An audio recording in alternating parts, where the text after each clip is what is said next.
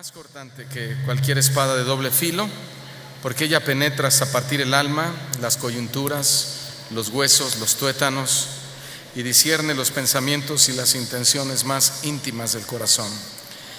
Por eso es que estamos aquí, Señor, porque necesitamos saber y conocerte más. Estamos viviendo, Señor, tiempos difíciles. Nuestra sociedad es una influencia o ha influenciado en la ley, las tendencias, las inclinaciones pecaminosas. Son influencias satánicas, Señor, que han querido entrar a la congregación y contaminar a tus hijos, Señor, con temas graves como el homosexualismo, el lesbianismo, Señor, la libertad de género, lo cual no son temas bíblicos, Señor. Y tu palabra necesita entrar, penetrar y hacer cambios, transformaciones. Y para eso estamos aquí, Señor, no porque ya estemos contaminados, sino porque queremos ser parte de tu mensaje a aquellas personas que no lo tienen, y en todos los sentidos, Señor. Y por qué no hablar también de lo que está pasando dentro de la iglesia, Señor, tantas cosas que hoy se ven, que hoy se enseñan, se dicen, se hablan y que se han salido de tus parámetros, y que está siendo la causa de por qué mucha gente se perderá. En aquel día muchos te dirán: Señor, Señor, en tu nombre profetizamos, echamos fuera demonios, pusimos las manos sobre los enfermos, sanaron, hablamos en lenguas. Y tu respuesta será: no les conozco, hacedores de maldad. Y esa respuesta es devastadora, Padre, y nosotros queremos ajustarnos a tu palabra, sin importarnos, Señor, que seamos confrontados y heridos por ella. Queremos tomar las palabras del apóstol Pedro cuando dijo: ¿a quién iremos? No podemos ir a nadie más que a ti, puesto que solo tú tienes palabras de vida eterna, o que producen vida eterna o nos llevan a la vida eterna. Señor, gracias porque hoy nos vas a hablar, y las riquezas del conocimiento de tu gracia, Señor, ahora son para tus hijos. Gracias te damos en el nombre de Jesús. Amén. De nuestra serie Conociendo a Dios, el tema del día de hoy se llama Los oficios de Cristo. Los oficios de Cristo, primera parte o parte 1. Lo vamos a ver en dos partes, hoy y dentro de 8 días. Y bueno, en la historia de la Biblia, hermanos, vemos a muchas personas que, ordenados por Dios, ejercieron sus oficios o sus ministerios.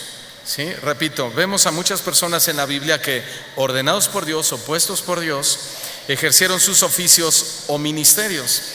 Por ejemplo, el primer hombre de la Biblia, ¿quién fue?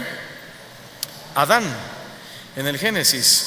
Adán, por ejemplo, o a Adán Dios le dijo: cultivarás y cuidarás el huerto. Ese es un oficio que Dios le dio, ¿sí? Es un trabajo que Dios le dio, un ministerio.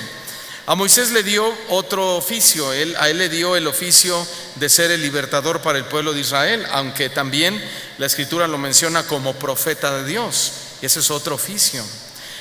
A Aarón le dio el oficio del sacerdocio.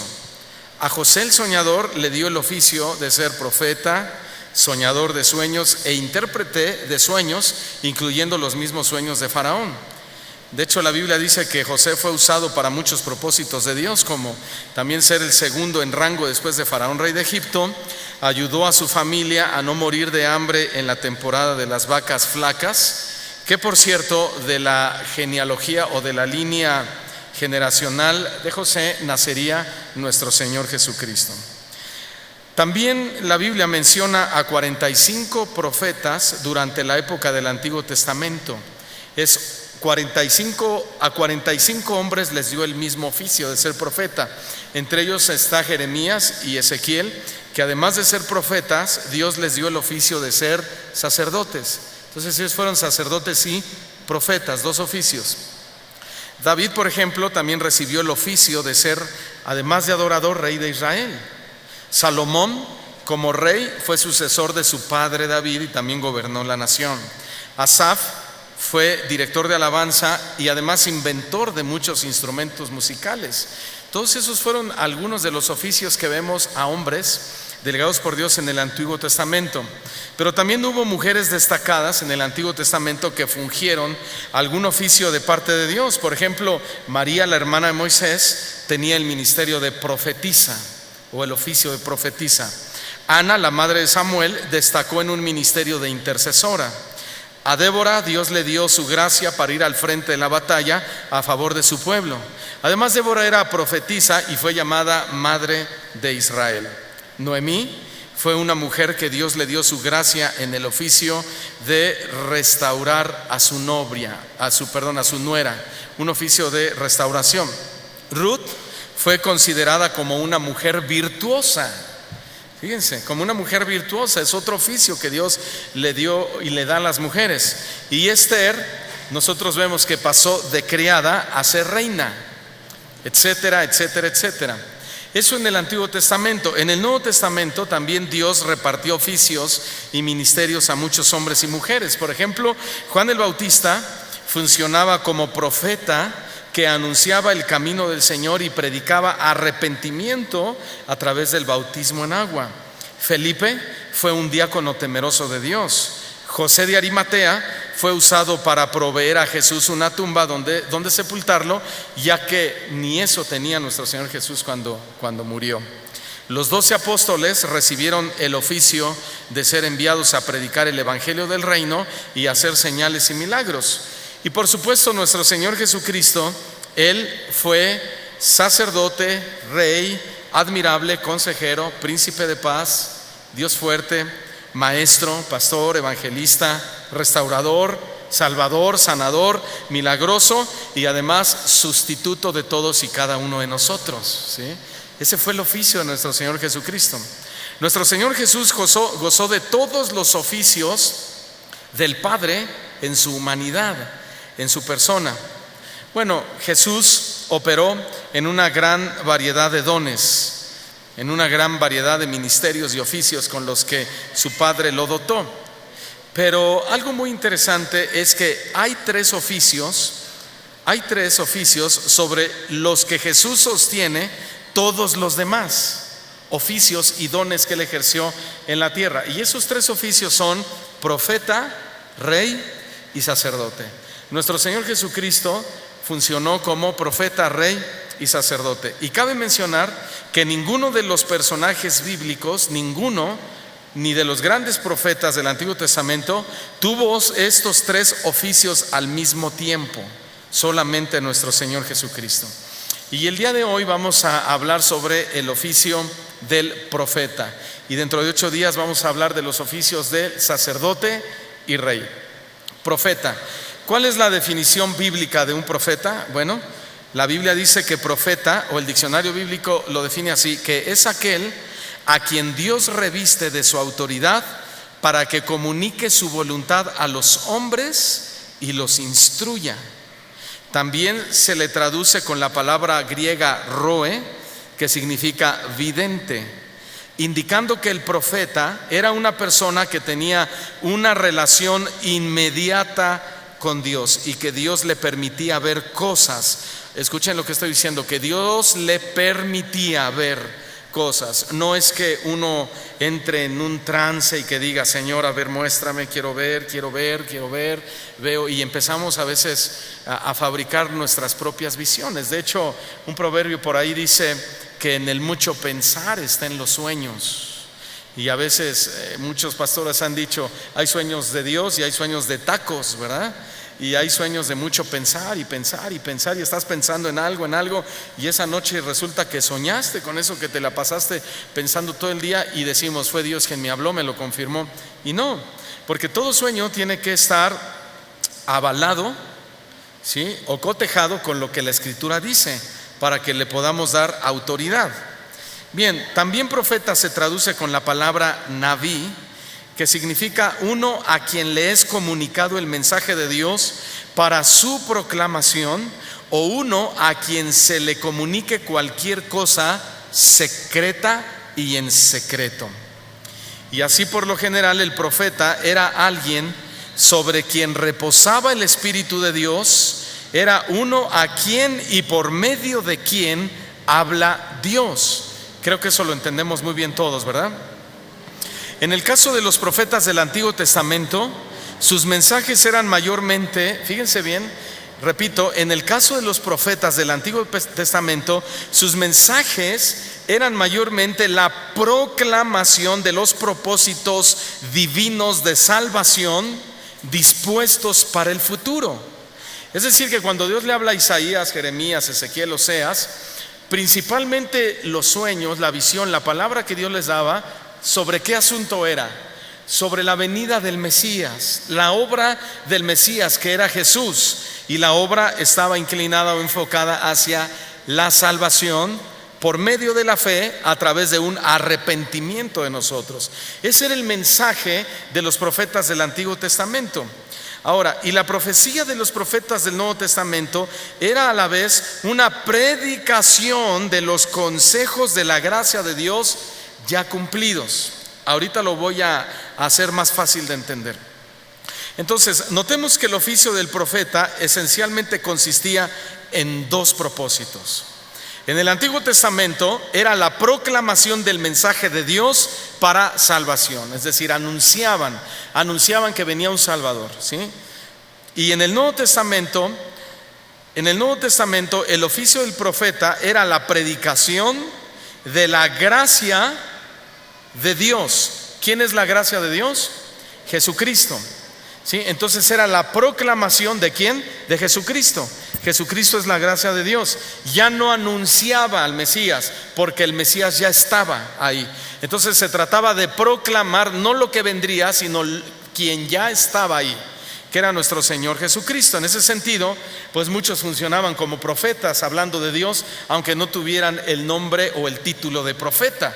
Tú puedes ser un profeta cuando predicas de la gracia de Dios ahí en la calle y les hablas de la obra que hizo Cristo en la cruz del Calvario. Estás funcionando como profeta, porque estás hablando de parte de Dios, glorificando a Dios, ¿sí? Y llevándoles un mensaje que es el mensaje que Dios nos dejó para que lo proclamáramos. ¿Estoy siendo claro en esto, hermanos?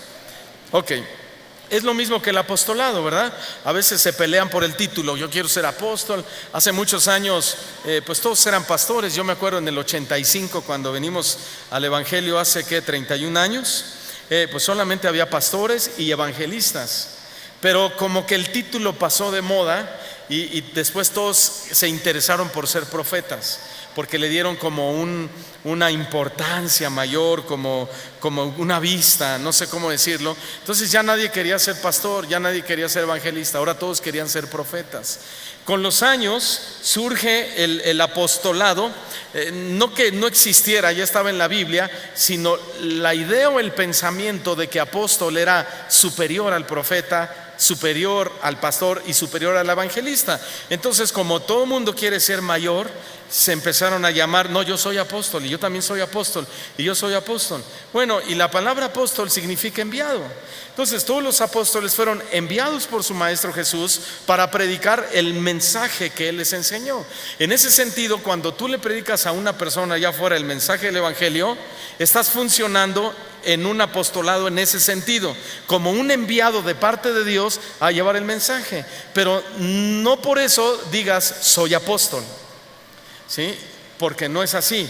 Apóstoles, como el Antiguo Testamento dice claramente en la Escritura, que solo fueron 12 los de nuestro Señor Jesucristo. De hecho, en Apocalipsis dice la Biblia que el nombre de los 12 apóstoles, ¿sí? El mismo Jesús, por medio de Juan, en el libro de la Revelación, reconoce únicamente a 12. Solo reconoce a 12.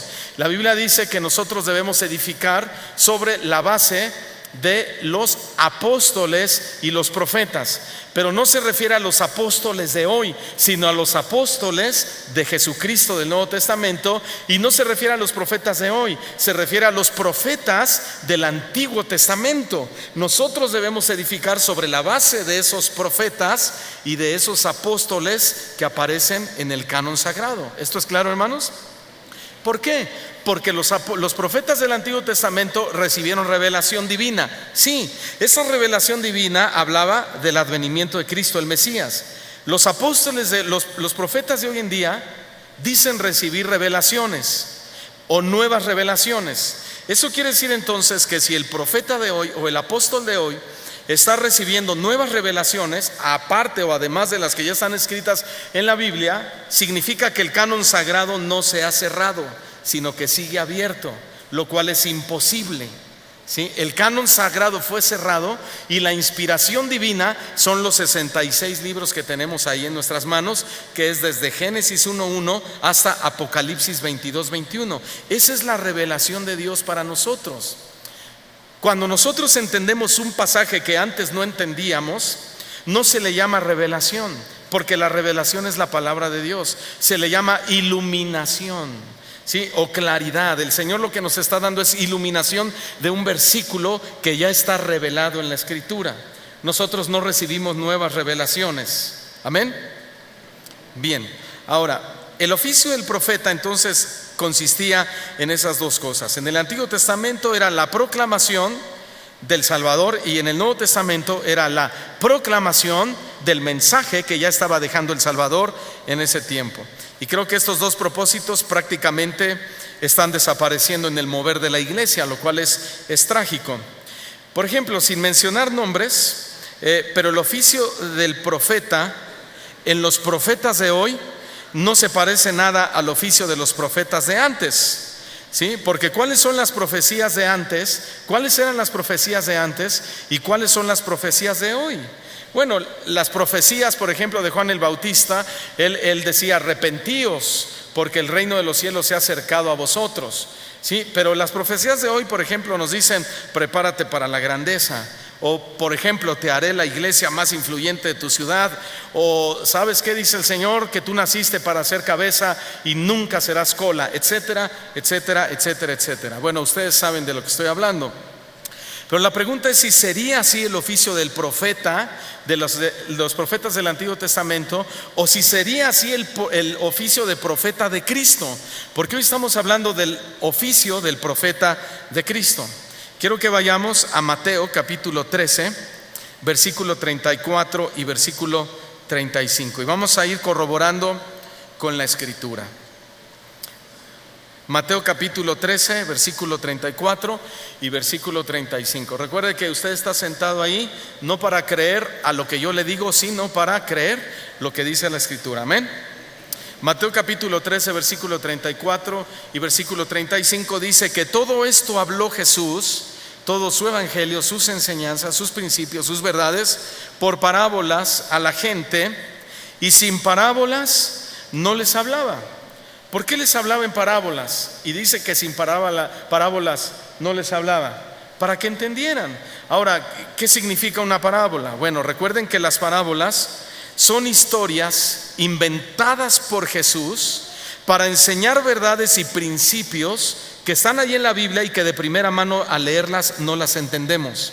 Entonces el Señor inventa historias, ¿sí? Y dentro de la historia le da un resalte a los principios y a las verdades que Él quiere enseñarnos.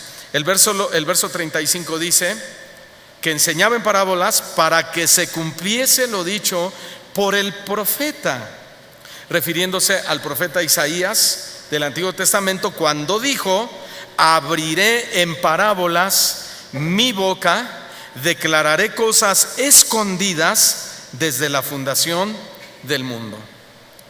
El término declararé, que está hablando aquí Mateo, significa hablar hacia adelante o proferir. Ahora, tengamos cuidado con la palabra proferir, porque muchos profieren cosas, bendiciones, maldiciones que no le es dado al hombre proferir. No sé si estoy siendo claro, hermanos. Sí, por ejemplo, si a un pastor no sé, no le parece la conducta de alguna oveja y sale de pleito, lo primero que le dice a la oveja: ¿sabes qué? Que cuando te vayas de mi iglesia te va a ir mal, porque en mi boca está el poder de la vida y de la muerte. Entonces yo declaro que te va a ir mal. Y la gente empieza: ¡ay, qué miedo!, ¿verdad? Y empiezan a supuestamente a cancelar esas palabras de maldición. Otro error, ¿verdad? O sea, error sobre error. La palabra proferir no significa que el hombre, nosotros, la autoridad o los representantes de Dios en un púlpito al hablar de Cristo, podamos hacer eso. Lo que significa más bien es que Cristo profería la palabra de Dios y anticipaba los acontecimientos que habrían de suceder. Tanto Cristo como los profetas del Antiguo Testamento. Y todo eso lo descubrimos en los 4 evangelios. Si usted lee Mateo, Marcos, Lucas y Juan, se va a dar cuenta cómo Jesús todo el tiempo está profiriendo o hablando o profetizando o declarando la palabra de Dios. ¿Sí? Ahora, esto es muy importante. Jesús nunca habló de sí mismo, aunque Él era el Hijo de Dios, pero nunca habló de sí mismo. Tampoco lanzó profecías basado en sus sentimientos, ni mucho menos lanzó profecías basado o por haber estado bajo presión, ¿sí? De la persecución, de que tenía que ir a la cruz, de la traición de Judas. Nada de eso hizo. ¿Por qué? Porque Jesús era fiel a su Padre, era fiel a las palabras que su Padre le dijo que tenía que hablar, y Él era fiel a las Escrituras. ¿Se acuerdan cuando el Señor Jesús entró a la sinagoga y dice que abrió el libro? ¿Sí? El rollo. Y en el rollo, ¿cuál parte leyó? Isaías capítulo 53. Entonces lo que Jesús estaba haciendo simplemente era darle lectura a la palabra que estaba escrito, y esa era una forma de profetizar, porque significa proferir la palabra escrita o la bendición que contiene la palabra escrita.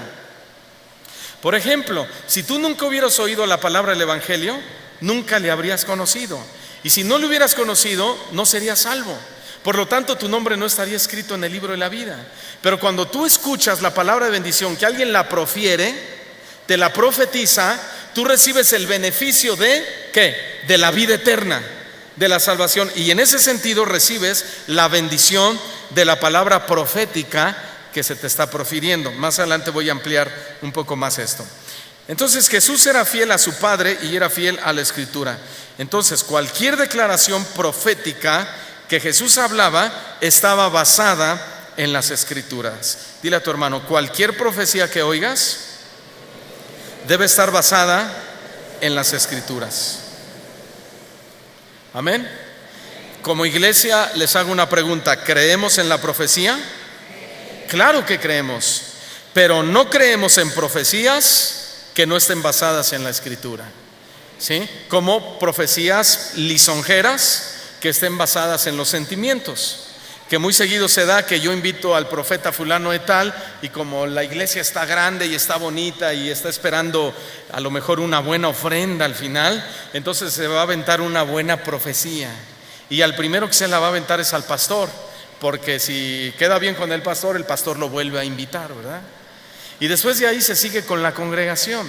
Entonces sí creemos en el don de profecía, sí creemos en el oficio en el de profeta, pero no creemos en profecías que no estén basadas en la Escritura.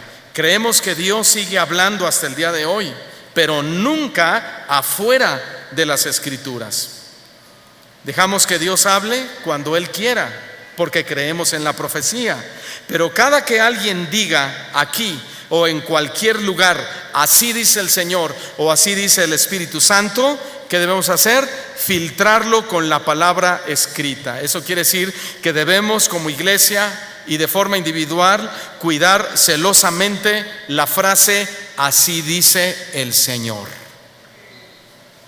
Cristo, en su oficio de profeta, no solamente habló las palabras de Dios, sino que Él mismo era la palabra de Dios. Él dice en la Escritura que él era el verbo de Dios. Él fue el logos. El logos es la palabra escrita. Jesús fue la palabra viviente de Dios. Hoy en día el que tiene el don de profecía habla las palabras de Dios, ¿sí? Las palabras de Dios. Nunca debe hablar sus palabras. No debemos hablar nuestras palabras o nuestras propias revelaciones, porque frases como Dios me reveló un nuevo plan para la iglesia, o Dios me reveló un nuevo plan para lograr esto o aquello, esos profetas no están hablando de parte de Dios, porque el que habla de parte de Dios habla las palabras de Dios, no las suyas. Estamos diciendo así dice el Señor, no así digo yo. ¿A quién le importa lo que diga yo? ¿Sí? Ni en el círculo familiar, los hijos de Dios, los creyentes, tienes tu esposa, tienes tu esposo, tienes a tus hijos. ¿A quién le importa que el marido diga, aquí se hacen las cosas como yo digo porque yo soy el hombre? No, señores.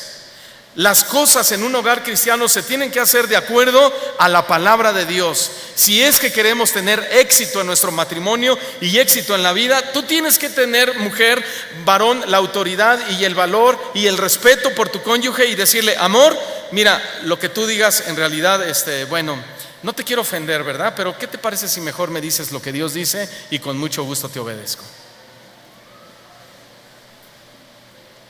¿Cuánto más en la iglesia? ¿Cuánto más en la predicación?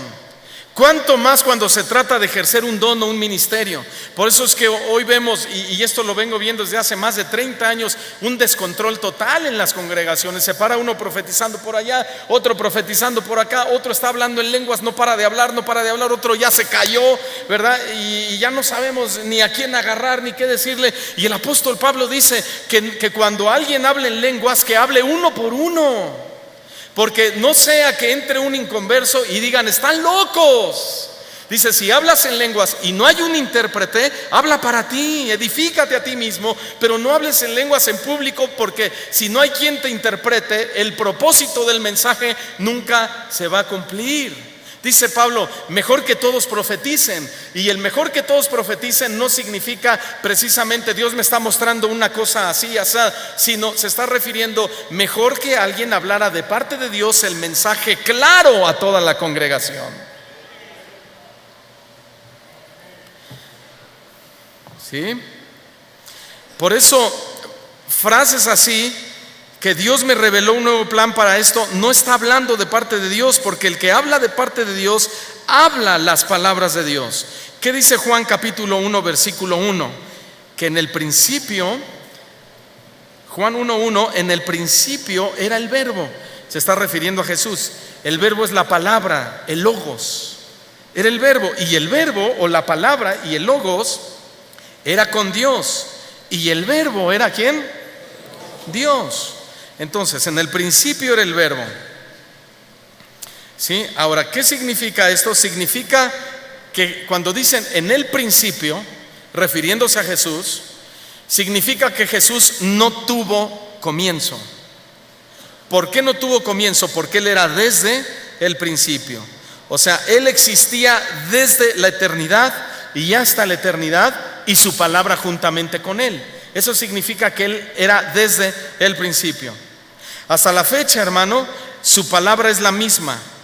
Y si su palabra es la misma y la Biblia dice que Él no cambia y que Él es el mismo ayer, hoy y por los siglos, significa también que nuestra palabra profética tampoco debe cambiar.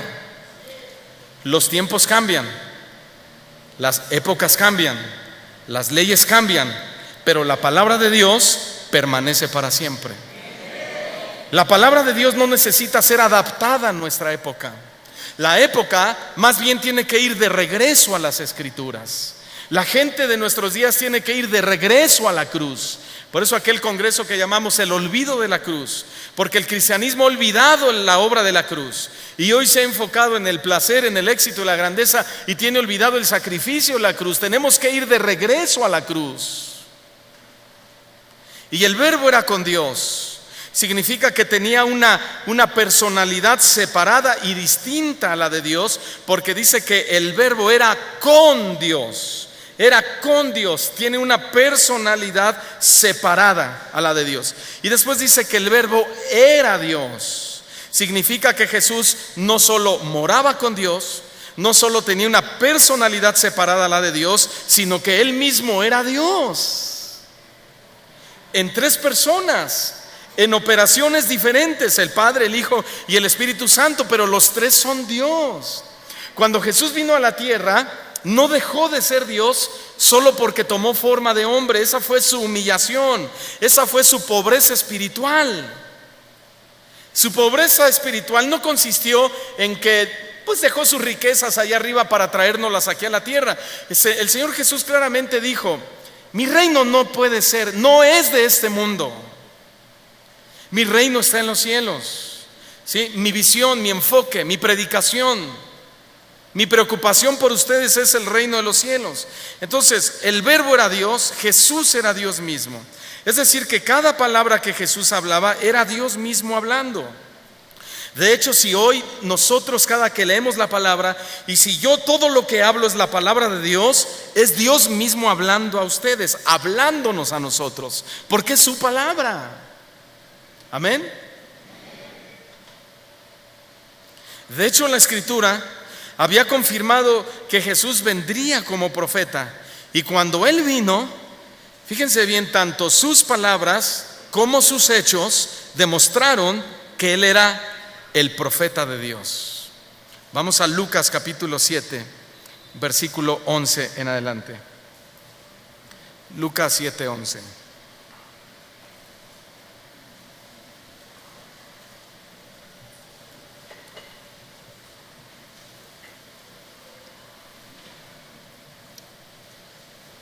Dice que Jesús iba a la ciudad que se llama Naín, e iban con él muchos de sus discípulos y además una gran multitud. Cuando dice muchos de sus discípulos, no está hablando de los 12, él tuvo muchos discípulos y una gran multitud. Cuando llegó cerca de la puerta de la ciudad, he aquí que llevaban a enterrar a un difunto, hijo único de su madre, la cual era viuda, y había con ella mucha gente de la ciudad. Y cuando el Señor vio a esta mujer, ¿qué pasó en su corazón? Se compadeció de ella. ¿Y qué le dijo? No llores. Versículo 14. Y acercándose, ¿qué hizo Jesús? Tocó el féretro. Hasta ahí vamos a leer ahorita. Tocó el féretro. Ahora, esta parte, cuando dice que tocó el féretro, significa más bien que detuvo la marcha que llevaba al joven muerto en una especie de camilla. Oigan lo que les voy a decir. No significa que Jesús hizo algún toque especial sobre la caja del muerto. Textualmente así se lee, tocó el féretro, ¿sí? Pero en aquella época no existían los féretros de nuestra época. Los féretros eran como a veces los vemos en los pueblitos, ¿verdad? Que los llevan al difuntito en la camilla y los preparan y les ponen flores. Así era. Así, y es parte de una tradición. Nos tocó verlo también hace unos años que fuimos a un viaje a Israel. Nos tocó verlo. Entonces lo que Jesús hizo no fue que tocó el féretro o la camilla, sino que detuvo la marcha para poder orar por él. Fíjense bien, y precisamente de este pasaje de que tocó el féretro se han hecho cosas completamente antibíblicas en nombre de este texto, ¿sí? Por ejemplo, invitar al profeta a la iglesia para tocar el carro de tu hermano, para robar el carro, para que no se lo roben. Pastor, toque mi carro para que pues, lo bendiga, ¿no? Si no somos curas, bueno, ni los curas pueden bendecir, hermanos, ¿sí? Para que toque mi carro y me lo bendiga. O pastor o profeta, lo invito a ungir mi casa para ahuyentar los malos espíritus. O lo invito a que toque o unja mi cartera para que el dinero me rinda y se me multiplique. O tocar cualquier cosa, según, para que sea bendecido por Dios a través del toque del líder, ¿sí? A través del toque del líder. Hermanos, Jesús no tocó el féretro con esa intención. Él detuvo la procesión para orar por él. Por eso dice a continuación, sigamos leyendo, y los que lo llevaban, ¿qué hicieron? Se detuvieron, ¿sí? Se detuvieron. Y dijo, aquí entra en operación su oficio de profeta: joven, a ti te digo, levántate. Entonces se incorporó el que había muerto y comenzó a hablar, y lo dio a su madre. Verso 16. ¿Y todos qué? ¿Tuvieron qué? Miedo. Y oiga nada más, y glorificaban a Dios, diciendo: un gran profeta se ha levantado entre nosotros y Dios ha visitado a su pueblo. Wow. Ahora escuchen bien, esto no quiere decir que hoy en día alguna persona que tenga el don de profecía Va a andar en los velorios orando por los muertos. Va a andar tocando los féretros. Una ocasión nosotros en nuestra época de ignorancia bíblica lo hicimos, ¿sí? Con un diácono que trabajaba en la iglesia hace muchos años y murió. Era un hombre que lo queríamos mucho. Y bueno, murió y estaba en su féretro y no dejamos entrar a la familia y nos metimos, hermanos. Y ahí en el nombre de Jesús, y Jesús tocó el féretro y se levantó. Y a ti te digo, usábamos las mismas palabras, levántate, nada. Y levántate, nada. Media hora, una hora, bueno, no nos bastó. Levantamos el cristalito, fíjese nada más, y lo agarramos de los brazos y lo levantamos. No, es que decíamos, falta que lo toquemos físicamente. Hermano, nunca se paró. Gracias a Dios. Si no, la congregación en ese momento se hubiera convertido en una verdadera secta. No estoy diciendo que ya no ocurran esos milagros. Vamos paso a paso, ¿sí? No me vean raro. Jesús es considerado profeta porque la máxima representación de Dios en aquella época, ¿saben quién eran? Los profetas. No había una máxima representación en aquella época más que los profetas, Isaías, Jeremías, Ezequiel, Daniel. Por eso ellos dijeron, un gran profeta se ha levantado entre nosotros, ¿sí? Ahora, y específicamente en la mente del pueblo, cuando ellos dijeron un gran profeta se ha levantado, se les vino Isaías, Jeremías, Joel, etcétera, porque eran aquellos que fueron, ¿cómo decirlo? Tenidos en una gran estima por el tipo de profecías mesiánicas que dieron en su momento. Isaías profetizó el advenimiento de Cristo 750 años antes de que Cristo apareciera. Y estaban presentes sus escritos en la sinagoga y los leían. Entonces cuando Jesús hace esto, dicen un gran profeta, y pensaron en Isaías, en Jeremías. Entonces el pueblo no tenía otra referencia con quien comparar a Jesús y sus hechos. Por eso dijeron eso, un gran profeta, refiriéndose a Cristo. Entonces el texto no está diciendo que un profeta debe forzosamente tener poderes para resucitar muerto. De hecho, escuchen con atención, esos milagros suceden y pueden suceder esporádicamente. Esos milagros pueden llegar a suceder, no sé, y ni siquiera tal vez enterarnos. Y cuando sucedan, sucederán soberanamente, porque Dios así lo quiso. No porque alguien oró, sino porque Dios tiene un plan. Y no es solo por mano de grandes profetas que se puede dar una resurrección. Ni solo es por mano de grandes apóstoles que se puede dar una resurrección. Dios puede usar a cualquiera que tenga fe en el Señor Jesús y que entre en los propósitos de Dios, en la soberanía de Dios, para que se lleve a cabo un gran milagro.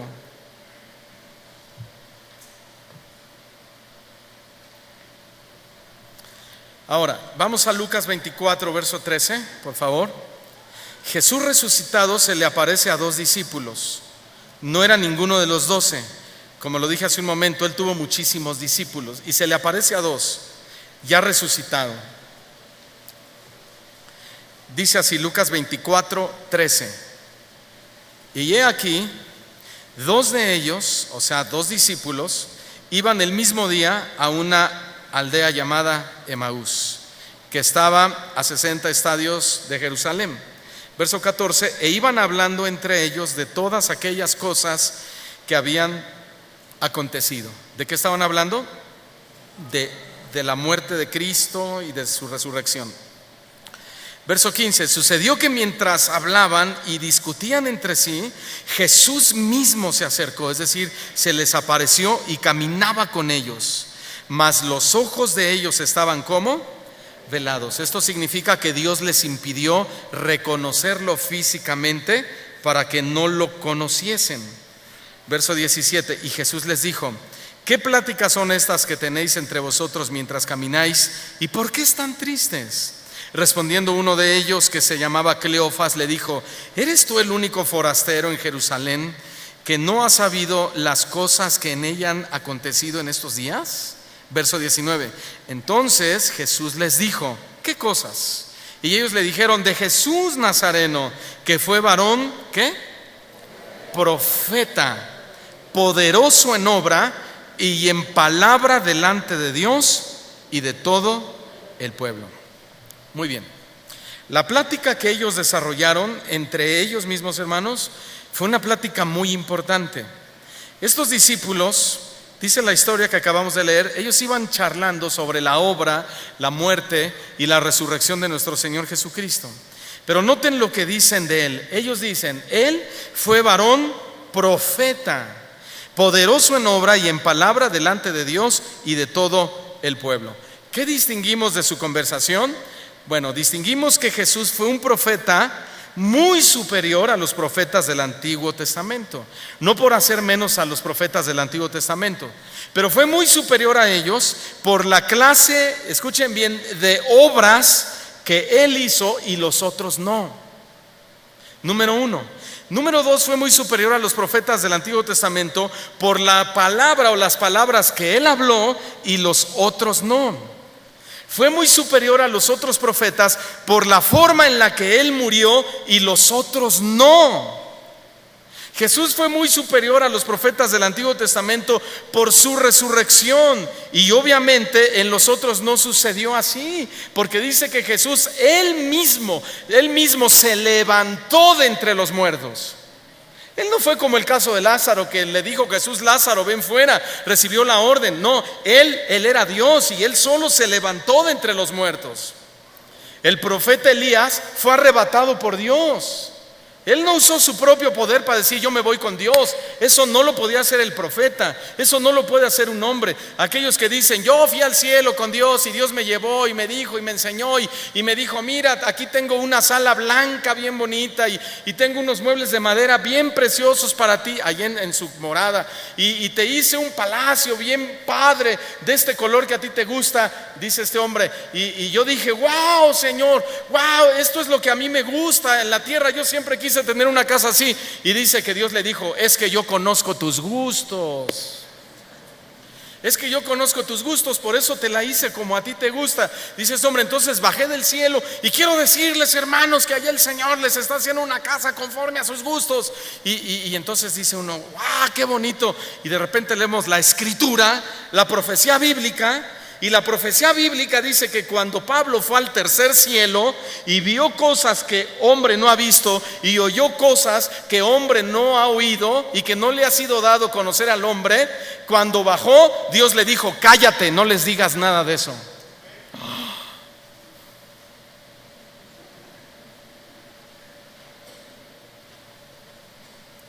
Entonces alguien tiene que estar mal. ¿O Pablo? ¿O los que van al cielo a conocer su casa? ¿No?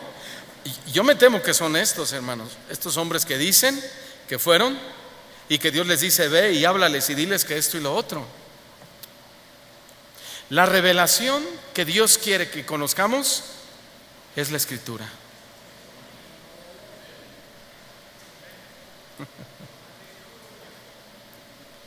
¿Cuál es el interés de Dios de llevarte al tercer cielo y decirte cosas impresionantes si las cosas de este libro no las alcanzamos a comprender, ni a vivir, ni a aplicarlas? No tiene sentido, hermanos. Entonces, los hechos de Jesús fueron acontecimientos sin precedente, no se habían visto antes, especialmente su muerte y su resurrección. Jamás. Por eso dijeron: es un gran profeta entre nosotros. Por eso es que cuando Dios dota, fíjense bien, esta es la aplicación para la iglesia. Cuando Dios dota con dones proféticos a una congregación, la característica principal de dichos profetas, en primer lugar, debe ser la exaltación de Dios o la exaltación de Cristo. Número dos, tiene que ser la proclamación del Evangelio. Y en tercer lugar, tiene que ser el testimonio de Cristo. ¿Sí? Si el profeta cumple con estos estándares bíblicos, sin duda Dios lo puede respaldar en obras y milagros. ¿Por qué? Porque está proclamando a Cristo, no está hablando de sí, sino está hablando de las palabras de Dios. Amén. Un profeta que te profetiza prosperidad, prestigio, grandeza, etcétera, no es un profeta de Dios.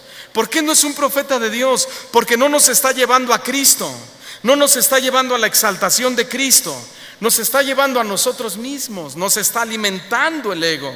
De hecho, ningún profeta del Antiguo Testamento, escuchen bien, ni uno solo del Antiguo Testamento profetizaba prosperidad, prestigio y grandeza. Ni uno solo. Todo lo contrario. Cuando el profeta Samuel entraba a alguna ciudad, dice la Biblia que de pronto y temblorosos le salían al encuentro los ancianos de esa ciudad, y lo primero que le decían a Samuel era: ¿vienes en paz o vienes en guerra?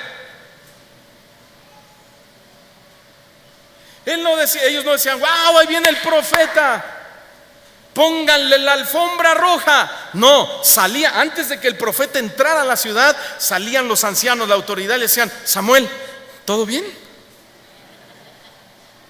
¿Are you okay? ¿Estás bien? ¿Vienes en paz o vienes en guerra? Así dice el Señor. Ellos ya sabían que así dice el Señor. ¿Se acuerdan cuando Samuel fue con Saúl y le dijo: Saúl, ¿qué has hecho? ¿Por qué has ofrecido el holocausto que solo yo, el profeta, el sacerdote, tenía autorización de hacerlo? Tú no puedes ofrecer los sacrificios, Saúl. Oh, es que tu pueblo se iba porque veíamos que perdíamos la batalla. Entonces yo quise hacer el sacrificio porque vimos que tardabas. Esa es una figura de la venida de Cristo. La iglesia de hoy está dormida y cree que Cristo está tardando y empieza a hacer las cosas por su propia cuenta. Y la respuesta del profeta fue: locamente has hecho, Saúl. Y el reino que Dios te dio a ti será cortado y será dado a otro.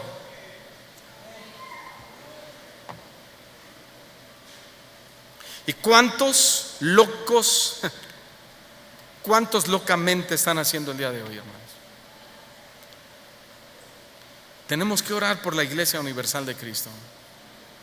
Tenemos que orar por ellos.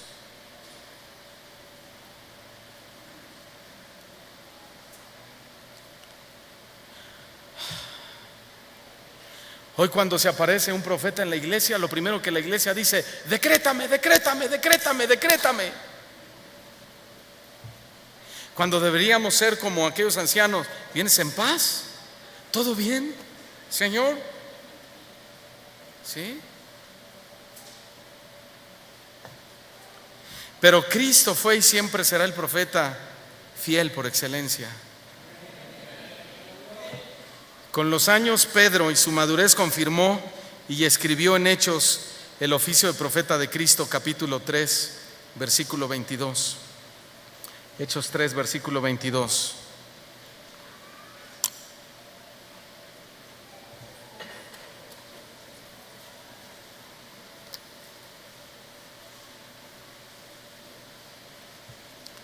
Porque Moisés dijo a los padres. Eso lo escribió el apóstol Pedro. Él está afirmando el ministerio profético de Cristo. El Señor vuestro Dios os levantará profeta de entre vuestros hermanos. Eso quiere decir de entre el pueblo, como a mí. Hablando entre Moisés y Jesús, ¿sí?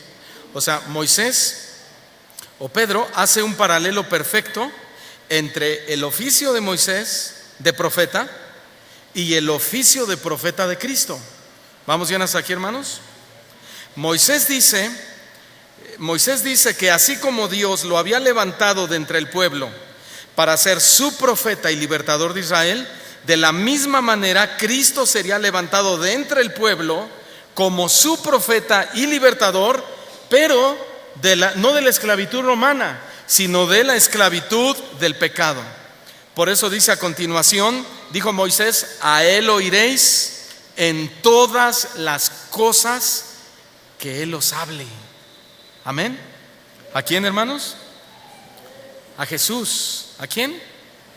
A él oiréis en todas las cosas que os hable. Verso 23. Y toda alma, esto está tremendo, hermanos, y toda alma que no oiga a aquel profeta, es decir, a Jesús, será desarraigada del pueblo. Es una profecía impresionante, hermanos, porque esta frase es una anunciación profética que significaba que cualquiera que no oyere o que no creyere a aquel profeta y su mensaje del evangelio de Jesús sería echado al infierno. Así como lo oye. Y esto es una realidad nuevo testamentaria que va a suceder.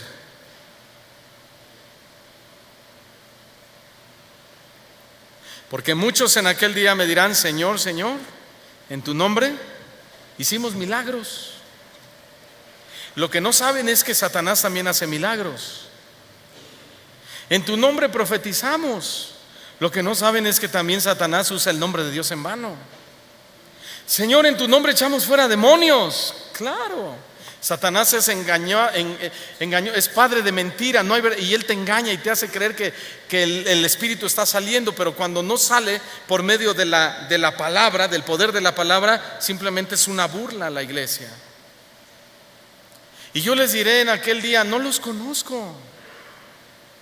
No los conozco significa: nunca tuve comunión con ustedes, nunca tuve relación con ustedes. Es decir, nunca esos milagros o esas señales que hicieron estuvieron relacionadas a mí o salieron de mí.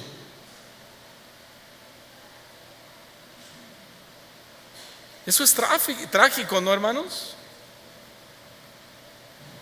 Moisés arrojó una vara, se convirtió en culebra, y los adivinos hicieron lo mismo.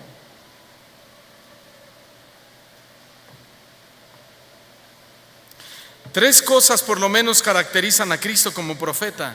Número 1, su autoridad.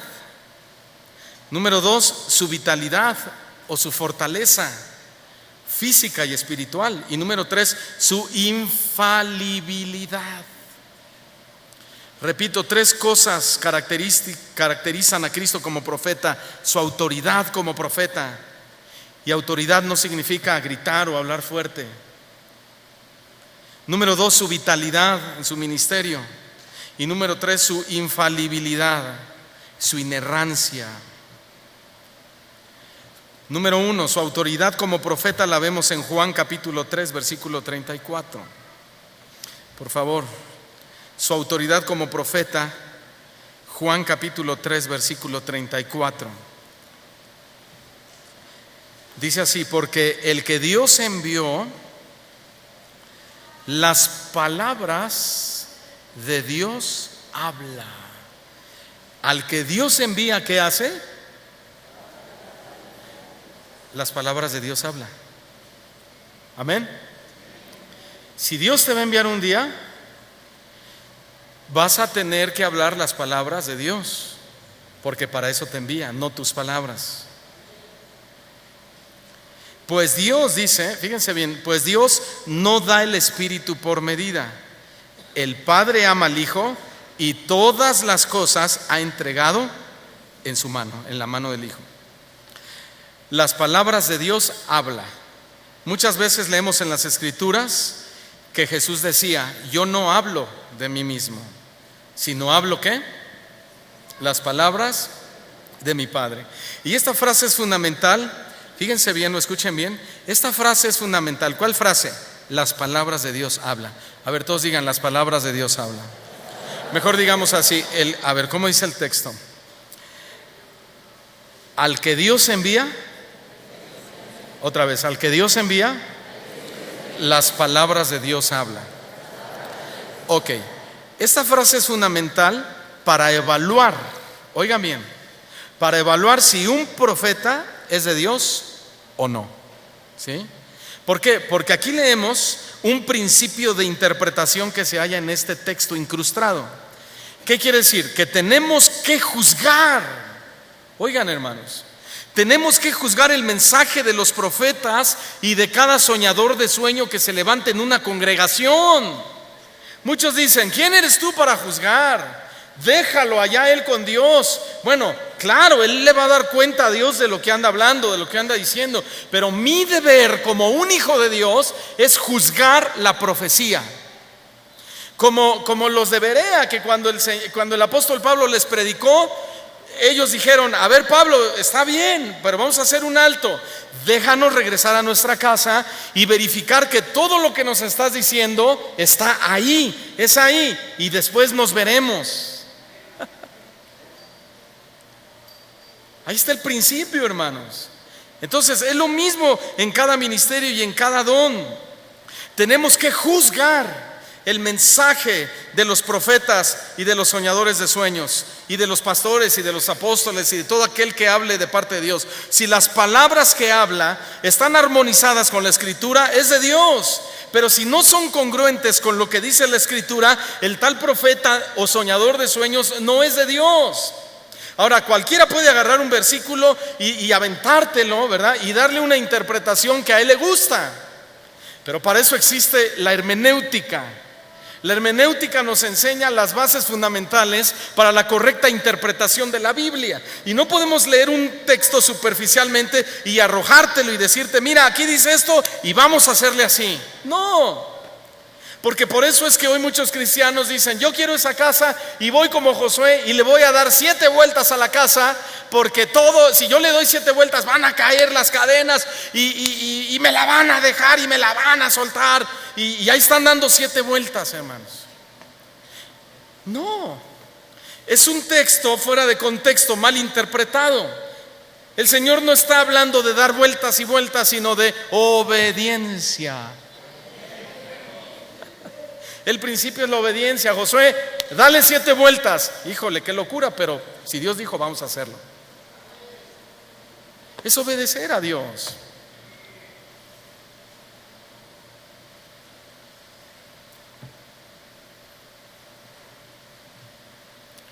Luego dice que Dios no da. Todos digan: no da. ¿No da qué? El Espíritu por medida, ¿verdad?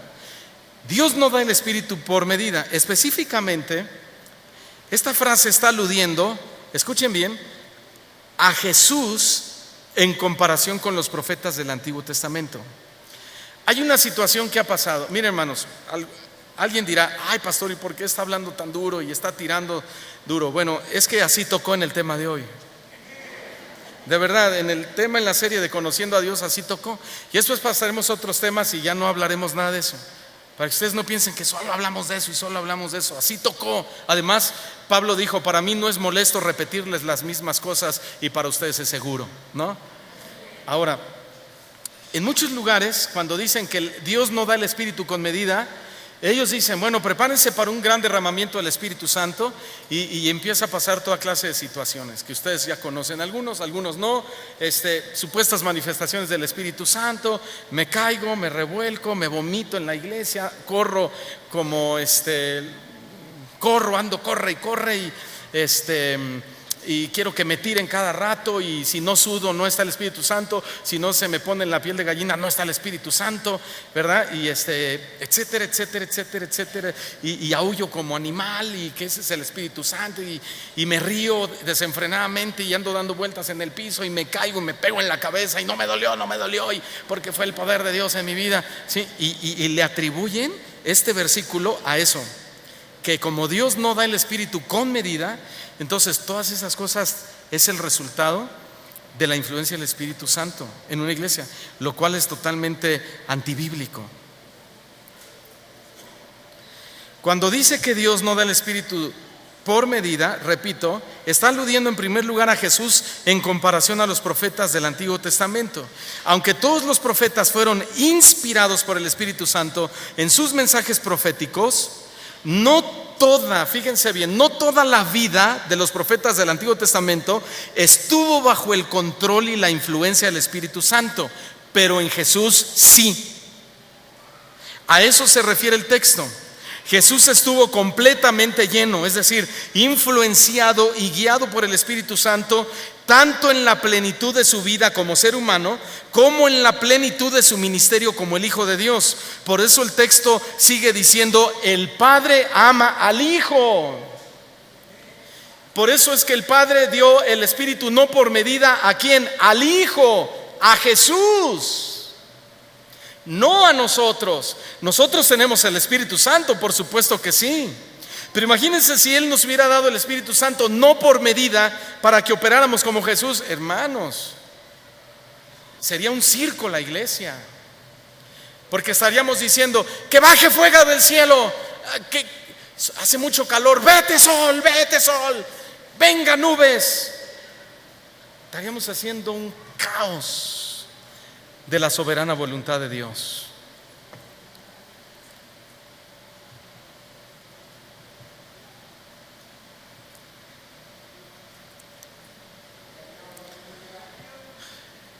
Muchos dirán, la Biblia dice que Josué oró y el sol se paró.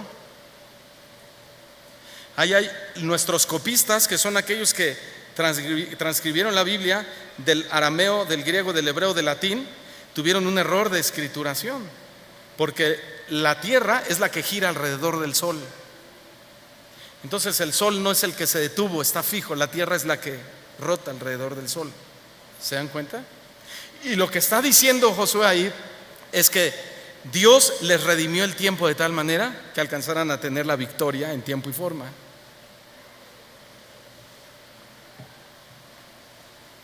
Y muchos dicen, si la Biblia dice que el sol se paró, el sol se paró. Bueno, como diría el pastor Chuy Olivares, cada quien su religión.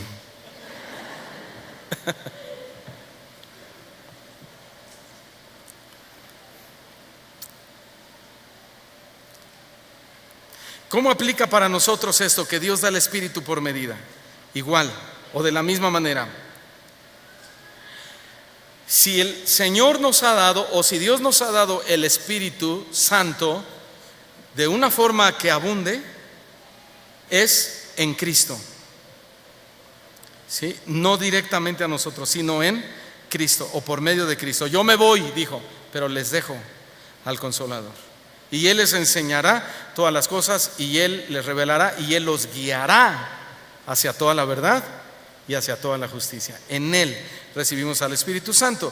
Quiere decir que aunque el don de profecía es una realidad hoy, el que tenga ese don debe operarlo como lo operó Cristo, es decir, basado en la inspiración escrita, que es la Biblia. Ya que en Cristo recibimos ese Espíritu Santo sin medida para operar ese y todos los demás dones de la misma manera. Y en la parte final del texto se demuestra la autoridad de Cristo en ese don de profecía y en todos los demás, cuando dice: todas las cosas Dios ha entregado en su mano. Ahora veamos su vitalidad como profeta. Vamos rápidamente a Juan 4:31, porque el tiempo ya se nos está yendo, o ya se nos fue. Su vitalidad como profeta. Juan capítulo 4, verso 31. Dice: entre tanto los discípulos le rogaban a Jesús diciendo: Rabí, come. Estamos hablando de su vitalidad como profeta o en su ministerio. Rabí, come. ¿Sí? ¿Refiriéndose a qué? Pues a la comida natural. Y Él les dijo: yo tengo una comida que comer que ustedes no saben. Y la mente humana es poderosísima para imaginarse mil cosas. Y dice que ellos decían unos a otros: ¿le habrán traído a alguien de comer? Qué mala onda, nosotros no nos trajeron y a él sí.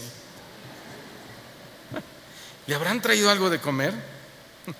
Verso 34, y Jesús les dijo: no, mi comida es que haga la voluntad del que me envió y que acabe su obra. No quiere decir que Jesús no comía, claro que comía, pero les estaba enseñando la importancia de la vitalidad en el ministerio o en la vida cristiana. Entonces, si la vitalidad de un ser humano depende del alimento natural que comamos, como las verduras, la carne, el pescado, los cereales, el agua, etcétera, eso está bien. La vitalidad de un cristiano o de un hijo de Dios depende ¿de qué? De cuánto nos alimentemos de la palabra de Dios.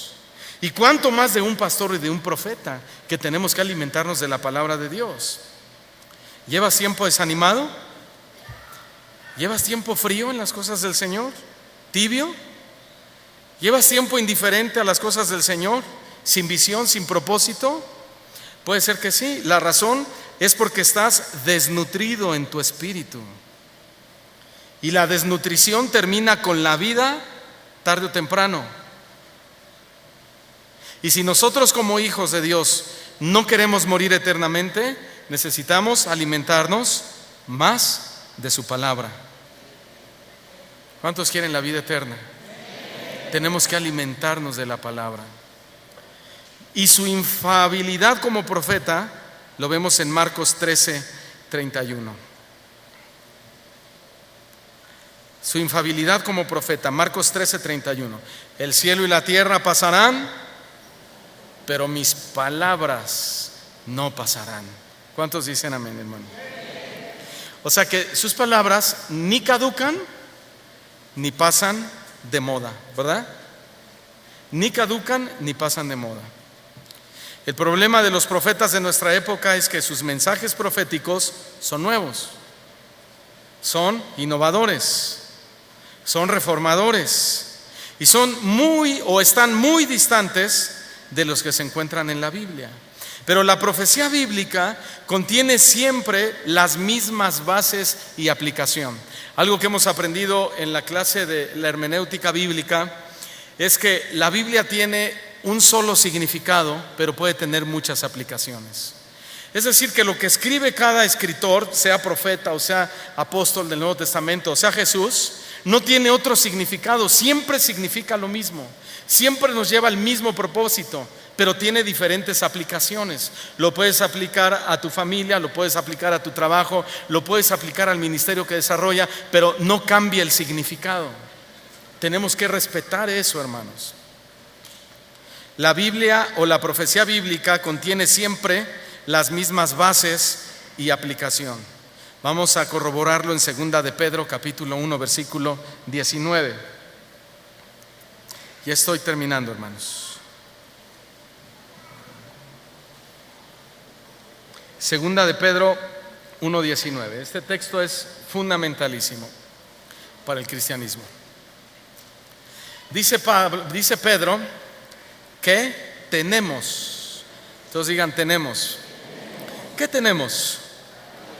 La palabra profética más segura, a la cual hacemos bien en estar atentos como a una antorcha que alumbra en un lugar oscuro, hasta que el día esclarezca y el lucero de la mañana salga en vuestros corazones.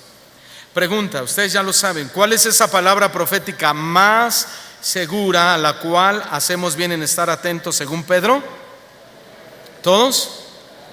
La Biblia, las Escrituras, la palabra de Dios. Esa es la palabra profética, ¿qué? Más segura, a la cual hacemos bien en estar atentos, porque es como una antorcha en medio de la oscuridad.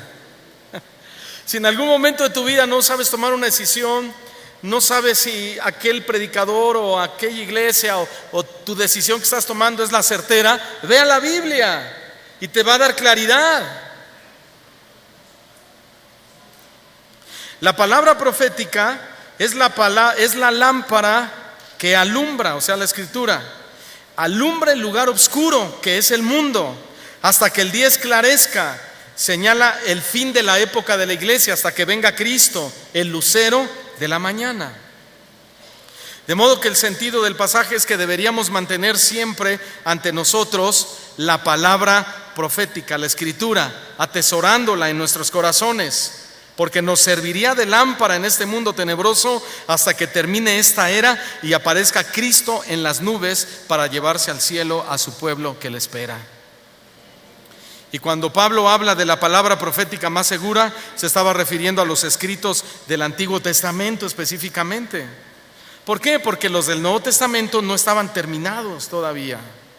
Y en ese sentido, o en ese tenor, que Pedro reconoce que la palabra escrita era lo más seguro, era la luz de la vida y a lo que deberíamos prestar atención. Sin duda, hermanos, a Pedro se le vinieron a la mente, y vamos a leerlos, o yo se los voy a leer rápidamente, solo tomen nota, pero a Pedro se le vinieron a la mente textos del Antiguo Testamento que sostenían lo que acaba de afirmar. Seguramente se le vino a la mente el Salmo capítulo 19, versículo 7 y versículo 8, ¿Sí? Y vean cómo David define la naturaleza de la palabra profética. Dice: la ley de Jehová es perfecta, lo cual significa incuestionable, que convierte el alma. El testimonio de Jehová es fiel. El testimonio es la palabra de Dios, es fiel. Quiere decir que está firme y bien fundamentada. Versículo 8: los mandamientos de Jehová son rectos. El precepto de Jehová es puro, significa que no tiene fallas. Isaías capítulo 8 versículo 20 dice así: a la ley y al testimonio, si no dijeren conforme a esto, es porque no les ha amanecido. Todos digan por favor: a la ley y al testimonio. Oye, hermano, que Dios me dijo que me preste 100,000 pesos. A ver, a la ley y al testimonio. A ver, ¿dónde dice la Biblia eso? ¿No? Oye, que el Señor me dijo que tú eres mi próxima esposa, que me voy a casar contigo. Y las chavas, en lugar de ¡ay!, ¿verdad? A ver, cuate, a la ley y al testimonio. No al testirollo, porque son rolleros, ¿verdad?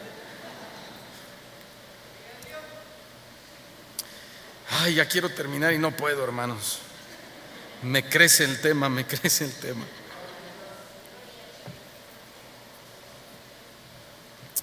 Bueno, voy terminando. Todo maestro y persona que ejerza el don de profecía debe ser probado por la palabra de Dios.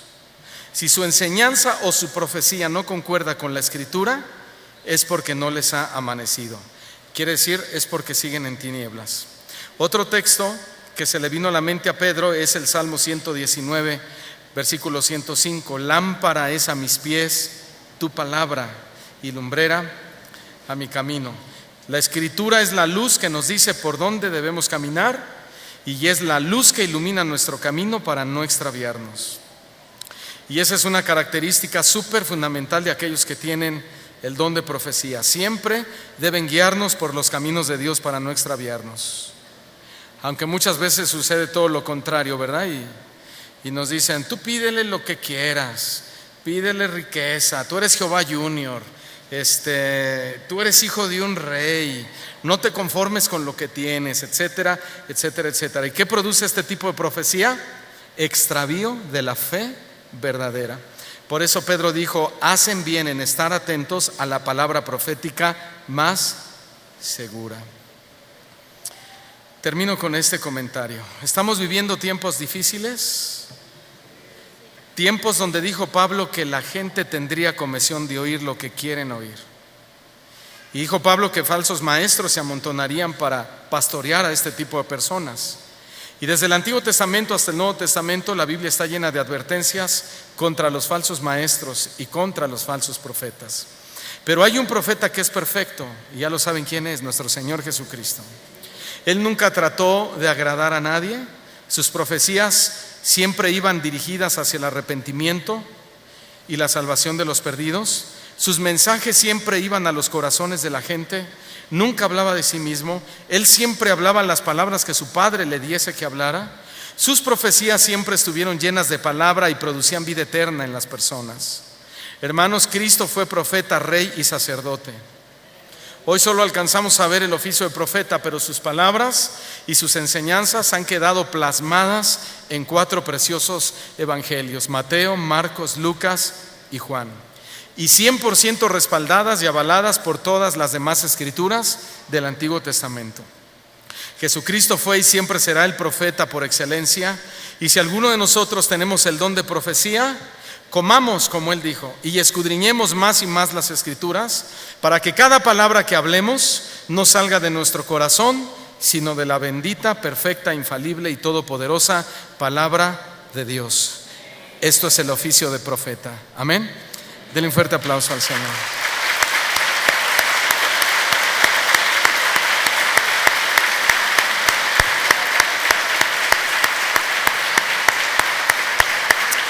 Amén.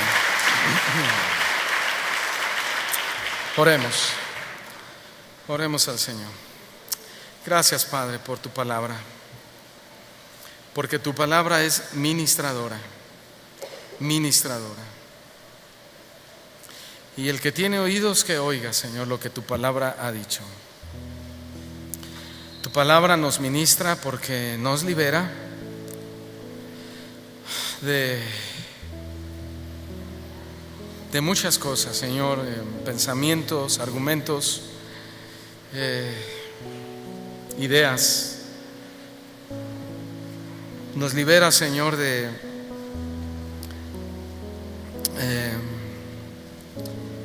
cosas que nuestra mente imagina. Tu palabra puede ser clara, muy clara, cuando la escudriñamos. No contiene errores, fallas, porque es infalible. Tu palabra es perfectamente santa y pura. Siempre da el blanco y no vuelve vacía, sino que antes hace aquello para lo cual ha sido enviada. Y hoy, Señor, admiramos con todo nuestro corazón, nuestra mente, nuestro pensamiento, nuestras palabras, el oficio profético de nuestro Señor Jesús, el profeta por excelencia, el profeta sin fallas, sin errores, sin equivocaciones, sin desvíos, sin falsedades, sin mentiras. Todo lo que tú hablabas, Señor, era verdad.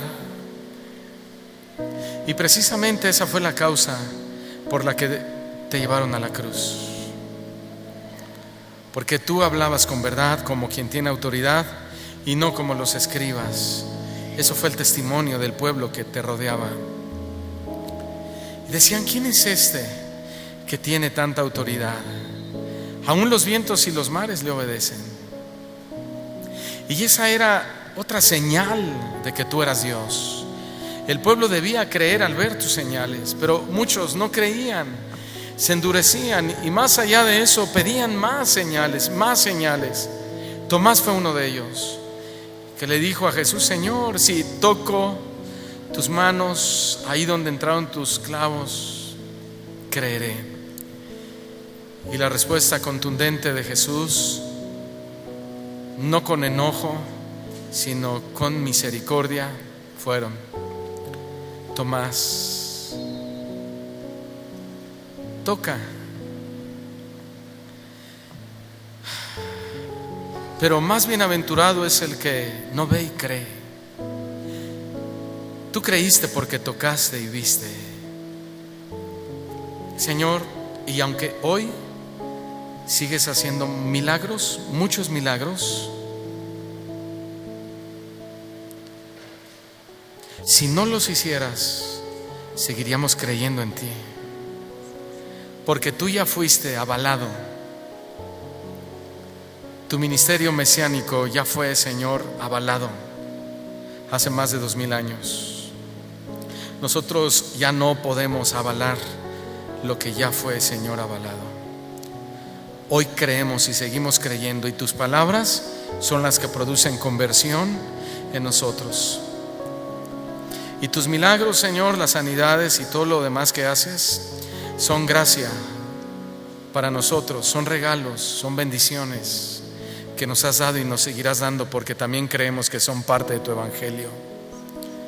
Señor, tú eres un Dios de equilibrio, pero tu palabra es la que produce vida eterna. Tu palabra,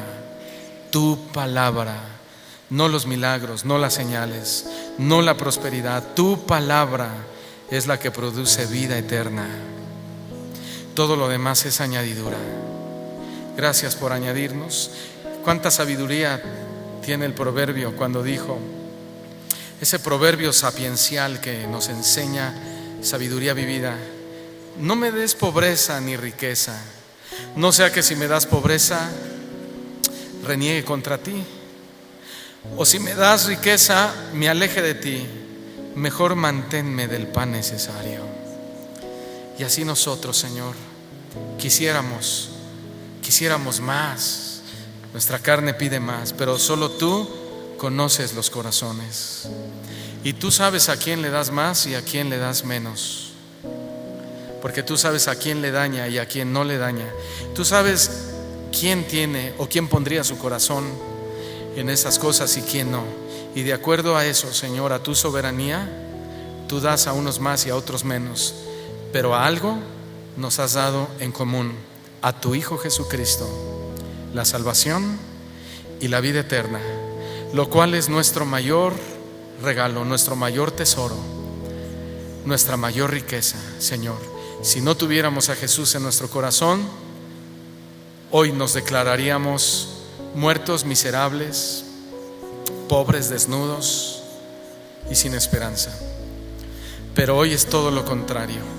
Nos declaramos ricos porque la riqueza de Cristo nos ha enriquecido de tal forma que podemos tener seguridad en nuestra salvación, que nuestro nombre está escrito en el libro de la vida y que hoy somos portadores de esa palabra que produce vida eterna. Gracias, muchas gracias te damos en el nombre de nuestro Señor Jesucristo. Amén y amén. Gloria a Dios.